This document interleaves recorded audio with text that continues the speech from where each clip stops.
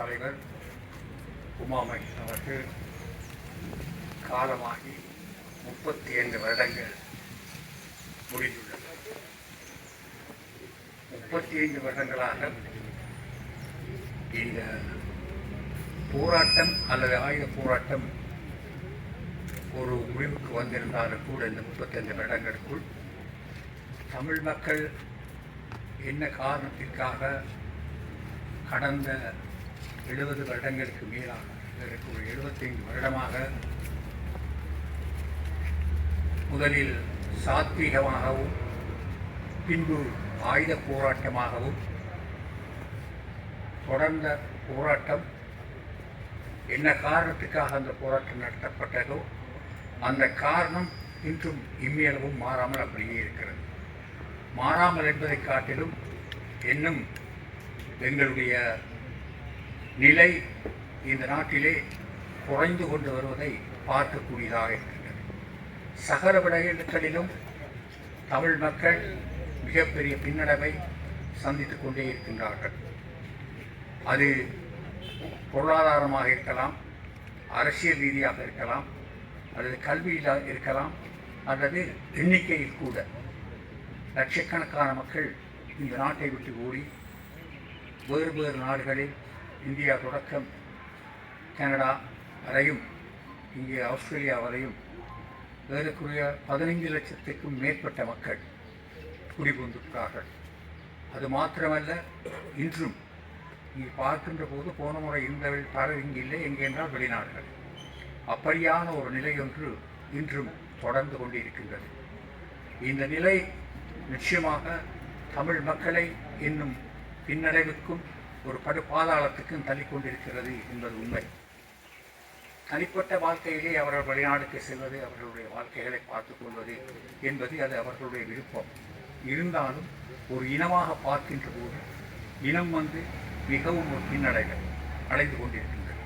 ஆனாலும் அந்த வெளிநாடுகளில் இருக்கக்கூடிய அந்த புலம்பெயர் தமிழர்கள் எங்களுக்கு ஒரு உந்து சக்தியாக ஒரு பலமாக இன்றும் இருக்கின்றார்கள். இன்று கூட பேச்சுவார்த்தைகள் என்று வருகின்ற போது ஜனாதிபதி ரணில் விக்ரமசிங்கே அவர் கூட கூறுகிறார், புலம்பெயர் தமிழர்களுடன் பேச வேண்டும். அது மாத்திரமல்ல, அவர்களிடம் இருக்கக்கூடிய அந்த பொருளாதார பலத்தை இங்கு எப்படி கொண்டு வரலாம், பாவிக்கலாம் என்று சிந்திக்கிறார். அது பற்றி எங்களுடன் கதைக்கின்றார். ஆனால் இதையெல்லாம் பார்க்கின்ற போது கூட தொடர்ந்து வருகின்ற எந்த ஒரு அரசாங்கமும் தமிழ் மக்களுடைய ஒரு நியாயமான தீர்வை கொடுப்பதற்கு தயாராக இருக்கவில்லை. என்ன காரணத்துக்காக எங்களுடைய தலைவரும் அதே போல ஆயிரம் போராளிகள் எல்லா இயக்கங்களிலும் இருந்தும், தலைவர்கள் எல்லா இயக்கங்களிலும் இருந்தும் தங்களுடைய ஒற்றுமையாக இருக்கின்றோம், தமிழ் மக்கள் ஒன்றாக சொல்லுகிறார்கள் என்பதை உலகுக்கு காட்டுகிறோம். அதை காட்டுவதற்காகத்தான் அதை நாங்கள் நிச்சயமாக செய்ய வேண்டும் என்பது எங்களுடைய விருப்பம். மக்களிடம் பலர் விரும்புகிறார்கள், சிலர் விரும்பவில்லை. நேர்மையாகவே சொல்ல வேண்டும். சிலர் சொல்லுகிறார்கள் இது ஒரு விஷப்பரட்சியாகவும் இருக்கலாம், ஆகவே கவனமாக செய்யுங்கள் என்று. விஷப்பரட்சியாக இருக்கலாம், கவனமாக செய்யுங்கள் என்று பலர் சொல்லுகின்றார்கள். ஏனென்றால் அவர்கள் கருதுகிறார்கள் சில வேளைகளில் நாங்கள் விரும்பக்கூடிய அளவு வாக்குகள் எடுக்காவிட்டால் அது மிக பின்னடைவை கொடுக்க வேண்டும். அப்படி அல்ல, வாக்குகள் எடுக்காவிட்டாலும் நாங்கள் கட்சிகளெல்லாம் ஒற்றுமையாக இருந்திருக்கின்றோம். நாங்கள் இது ஒரு ஆணையாக கேட்கவில்லை, நாங்கள் சொல்லுகின்ற விஷயமே தமிழ் மக்கள் ஒற்றுமையாக இருக்கின்றார்கள் என்ற ஒரு நிலைப்பாட்டை காட்ட வேண்டும், அதை எடுப்பதற்காகத்தான் என்று. ஆகவே நாங்கள் எவ்வளவு தூரம் எங்களுடைய ஒற்றுமை காட்ட முடியுமோ அவ்வளவு தூரம் ஒற்றுமை காட்டலாம் என்று அந்த அடிப்படையிலே தான் இந்த முயற்சியிலே ஈடுபட்டிருக்கிறோம். அதுதான் நான் திரும்ப கூறுகின்றேன், முயற்சியிலே ஈடுபட்டிருக்கின்றோம். ஆனால் சில மக்கள் மத்தியிலே ஒரு அபிப்பிராயம் வருகிறது, ஏதோ நாங்கள் இந்த தேர்தலிலே ஜனாதிபதி சேனாதி அங்கர் கூட அதனுடைய முக்கியத்துவத்தை பற்றி மிக தெளிவாக கூறியிருக்கிறார். அது மாத்திரமல்ல, தலைவராக தெரிவு செய்யப்பட்ட ஸ்ரீதரன் கூட அதை சொல்லியிருக்கின்றார். இப்படியாக அந்த கட்சியிலே இருக்கக்கூடிய முக்கிய பிரமுகர்கள் பலர் ஒத்துக்கொள்கின்றார்கள்.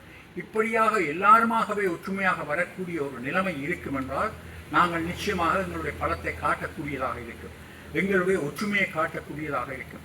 இந்த ஒற்றுமையை காட்டுவதன் மூலம் உலக நாடுகள் மத்தியிலே நாங்கள் ஒரு சரியான நிலைப்பாட்டை எடுக்க முடியும்.